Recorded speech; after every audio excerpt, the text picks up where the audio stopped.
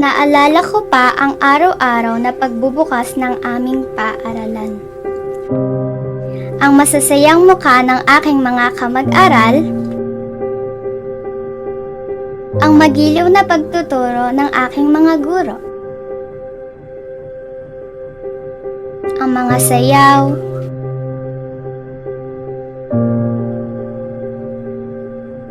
awitan, laro, at kasiyahan. Hanggang sa dumating ang pandemya at binago ang lahat.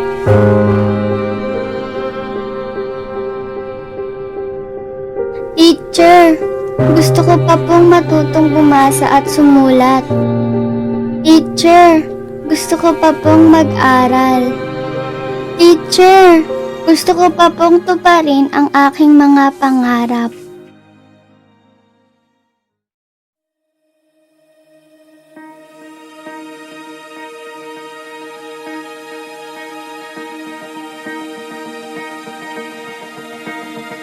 In this new normal, we make quality education accessible to all.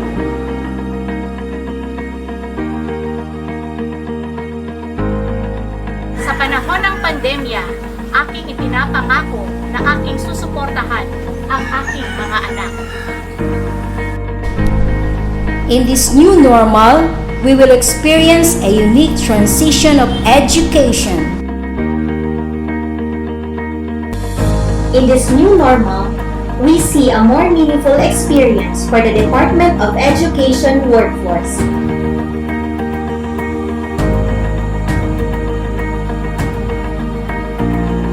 In this new normal, we exert more effort to learn. In this new normal, I will learn how to be proactive in webinars.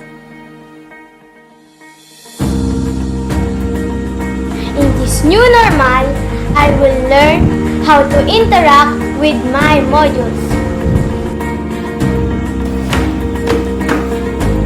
In this new normal, I will work even harder, all for the love of our learners. We in the Tarlac City Schools Division are doing our best to translate the vision and mission of the Department of Education to the best service we can. Hence, we will achieve quality education by engaging with all our stakeholders, even if we are in this new normal. Despite the present situation where COVID-19 positive continues to rise, Tarlac City Schools Division is geared with utmost preparation to lead the Department of Education's theme, Handang Isip, Handa, Bukas. Looking back, the former school year ended the unusual way. Thus, TCSD conducted series of division webinars for virtual moving up, recognition, and graduation rites.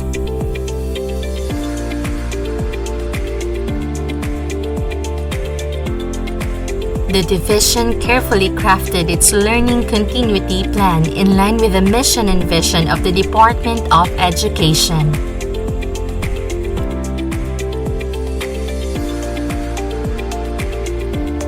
In terms of school head and teachers' upskilling and reskilling, the division conducted significant webinars on cyber safety, different learning modalities towards a better curriculum implementation, innovation and resiliency in the time of pandemic, maximizing the use of Microsoft 360, different platforms to deliver basic education, and a lot more. These webinars aim to help the school heads and teachers in the division to be equipped with knowledge and be more competent in gearing up for the new education setup. To cope with the new normal, all possible learning delivery modalities were introduced. Simulation of online advancement classes were conducted with the initiative of teachers from the schools within the city. The new normal was then experienced through online class via G Suite and monitored by the division personnel.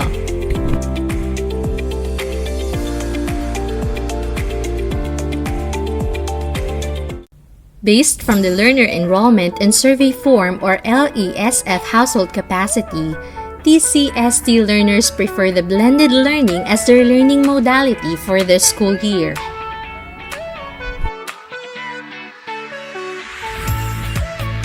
For elementary education, TCSD came up with the decision to use modular print, TV, and radio-based instructions. Some teachers were tapped to write radio scripts for Araling Panlipunan. Recording sessions were conducted to produce the quality education via radio. Blended learning, which is a combination of online distance learning and modular print, will be utilized for the secondary. In relevance, a simulation in cooperation with selected parents was done to orient stakeholders within the division on how they may avail of the different learning modalities TCSD offers. To ensure readiness and improve its practice, simulation on the different learning delivery modalities were conducted for benchmarking purposes within the division.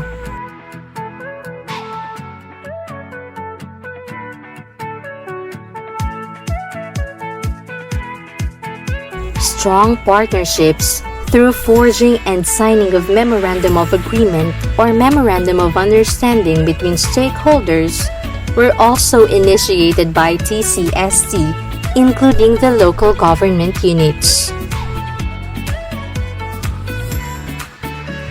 For the printing of self-learning materials, there are schools, district and division printing stations in which public schools district supervisors and school heads regularly check and monitor even on weekend and holidays.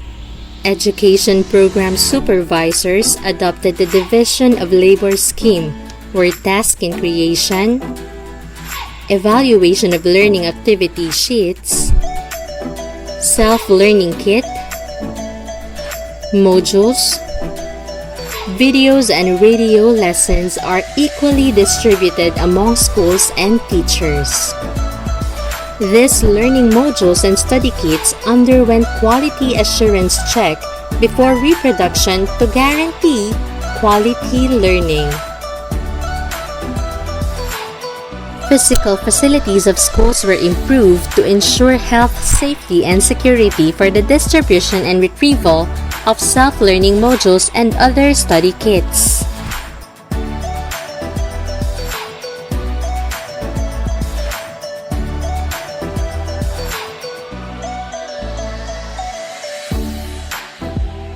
The Tarlac City Schools Division, through the effort of its OIC Schools Division Superintendent Dr. Maria Carmen P. Cuenco Seso 6, tapped City Government of Tarlac for support in purchasing coupons, heavy-duty copy machines, which were immediately granted. Other barangay officials also donated printers and some COVID-19 sets as protections to combat the virus.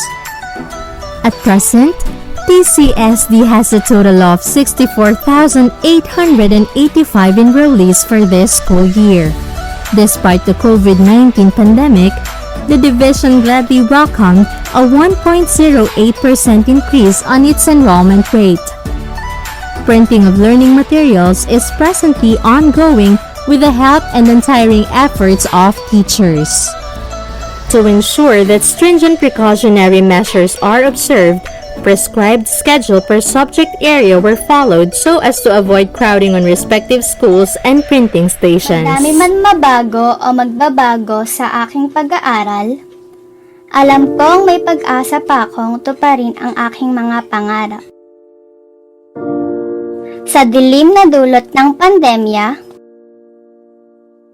may liwanag ang kalidad na edukasyon para sa aking mga pangarap. Maraming salamat DepEd, maraming salamat Region 3, maraming salamat TCSD. Handa na po ako sa new normal na pag-aaral. Tarlac City Schools Division is now completing the building blocks for the success of school year 2020-2021. Soar High, DepEd. Soar High, Region 3. Soar High, Tarlac City Schools Division. Ang sitwasyong ating pinakaharap sa ngayon ay higit na nagpapatibay sa maparaan at maabilidad ng Tarlac. Even in this new normal, the Tarlac City Schools Division continuously supports sulong edukadad. Dahil paghanda isip, handa bukas. Handang isip, Handa bukas. Handang isip, handa bukas. handang isip, handa bukas. Handa isip, handa bukas. Tarlac City Schools Division. Handa na tayo para sa school year 2020 to 2021.